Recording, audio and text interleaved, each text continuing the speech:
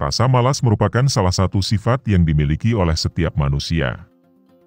Terkadang rasa malas memang sangat sulit untuk dihilangkan. Apalagi bila tidak memiliki kemauan dari diri sendiri untuk merubahnya. Jika dibiarkan secara terus-menerus, maka rasa malas akan menghambat lo untuk menuju kesuksesan. Cara menghilangkan rasa malas memang harus dimulai dari diri sendiri. Rasa malas bisa saja muncul secara tiba-tiba ataupun bertahap, dan kadang tanpa lo sadari. Tanpa terasa, dampaknya malah berkepanjangan dan mengganggu kinerja dan menjadikan lo tidak produktif.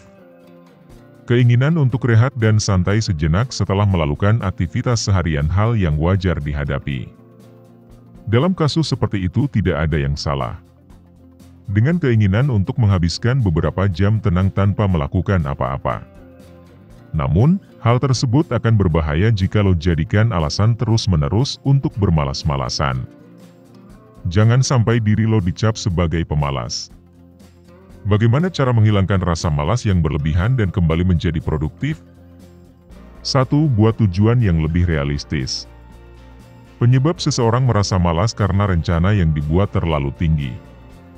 Dalam membuat sebuah tujuan, buatlah serealistis mungkin dan sesuaikan dengan kemampuan diri sendiri. Saat targetnya lebih dekat, lo akan lebih semangat dalam menyelesaikannya. Sebagai contoh, ketika lo ingin menulis bahan untuk konten dan lo merasakan begitu berat untuk mengerjakannya, lo bisa membuat tujuan jangka pendek terlebih dahulu. Misalnya, selesaikan 1 halaman dalam 1 hari. Cara ini lebih baik dibandingkan lo berangan-angan untuk menulis 5 halaman dalam 1 hari. Dan pada akhirnya, tidak ada yang lo kerjakan karena dengan membayangkannya saja, lo udah malas duluan.